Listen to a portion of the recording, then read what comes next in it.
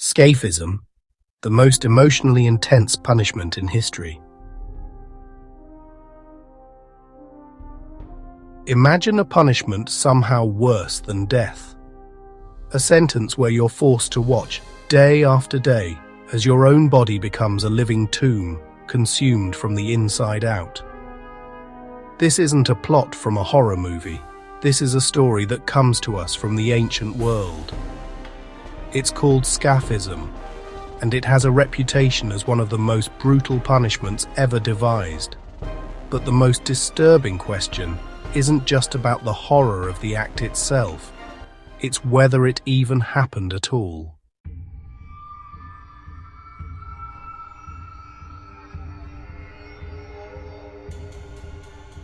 Our story, or at least the version that survived, takes place in the Achaemenid Persian Empire, a massive kingdom that stretched from Egypt to India. It was an empire of staggering power, and while it was known for a certain degree of tolerance, disloyalty to the king was met with a terrifying response. The Persians had a reputation for savage punishments designed not just to kill, but to send a message. Impalement, flaying, and suffocation in ash were all part of the state's arsenal. However, our primary account of Scaphism comes from outside Persia. The story emerges during the reign of King Artaxerxes II in the 4th century BC, a time marked by a bitter civil war against his own brother, Cyrus the Younger. This conflict set the stage for an act of betrayal that would, according to legend, lead to an unimaginable end. In this world, power was maintained through fear, and Scaphism, also known as the boats, was a punishment so infamous its mere mention was supposedly enough to terrify anyone.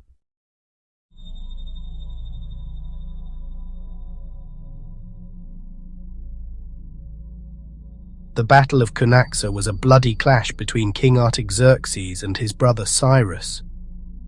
In the chaos, Cyrus was killed. The king wanted everyone to believe he landed the killing blow himself, but the truth, according to the Greek historian Plutarch, was different. A young Persian soldier named Mithridates had mortally wounded Cyrus. Artaxerxes, eager to control the story, rewarded Mithridates with gifts to buy his silence. For a while, the soldier was happy to be rich and quiet. But, as the story goes, the truth came out during a banquet.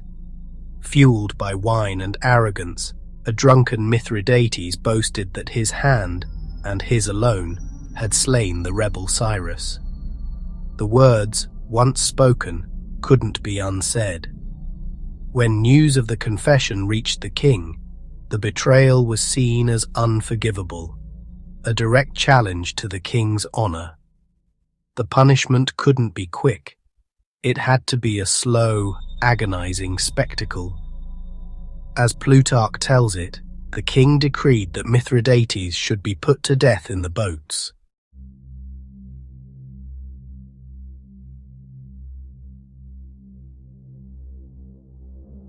So, what exactly did the boats entail?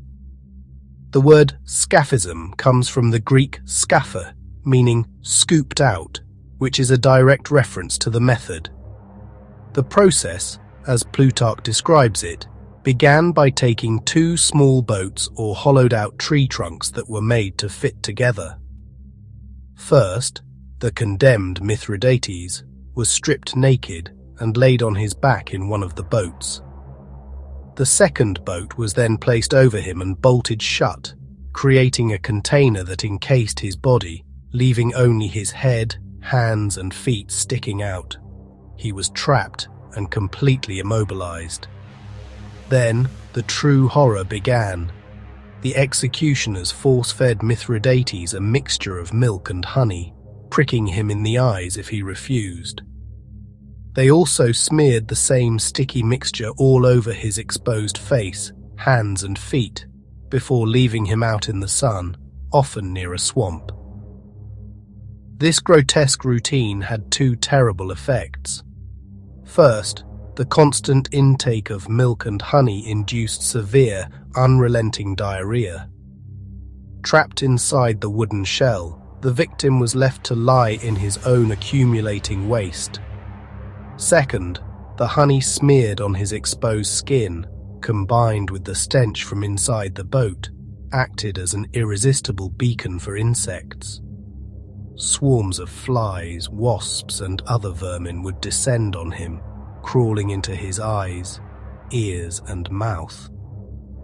But according to Plutarch, the worst was yet to come.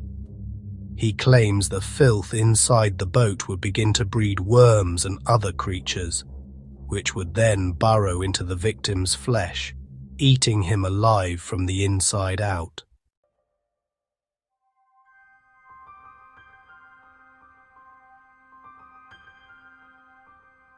For Mithridates, this torment wasn't a matter of hours, but of days, stretching into what must have felt like an eternity.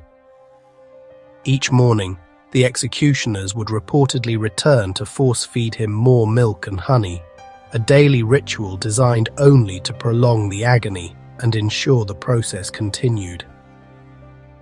Death didn't come from a single, merciful blow. It was a slow descent into a living hell, brought on by dehydration, septic shock, and starvation. Gangrene would set in as his flesh rotted away, all while he was still conscious. The psychological toll is impossible to fathom.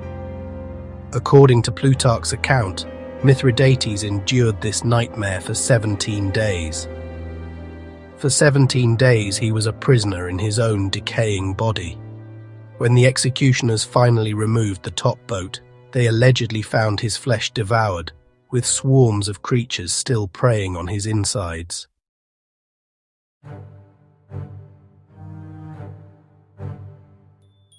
This brings us to the big question: was Scaphism a real punishment, or just a terrifying story?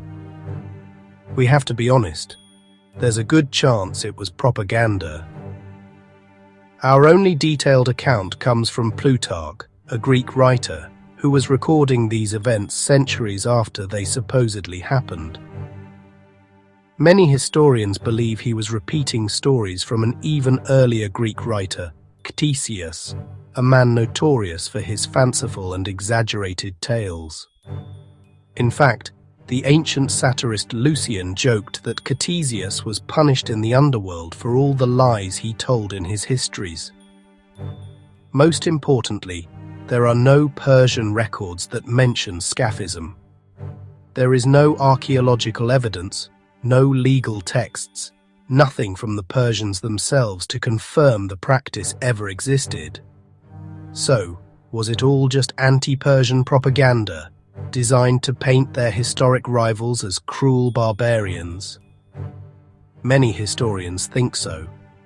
By making the punishment so grotesque, Greek writers could portray the Persians as fundamentally uncivilized.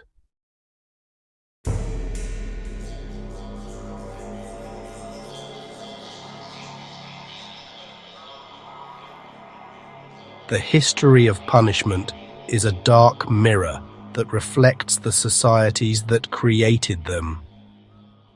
If you find these explorations into the intense corners of the human story fascinating and want to see our next investigation, take a moment to subscribe to the channel and hit the notification bell.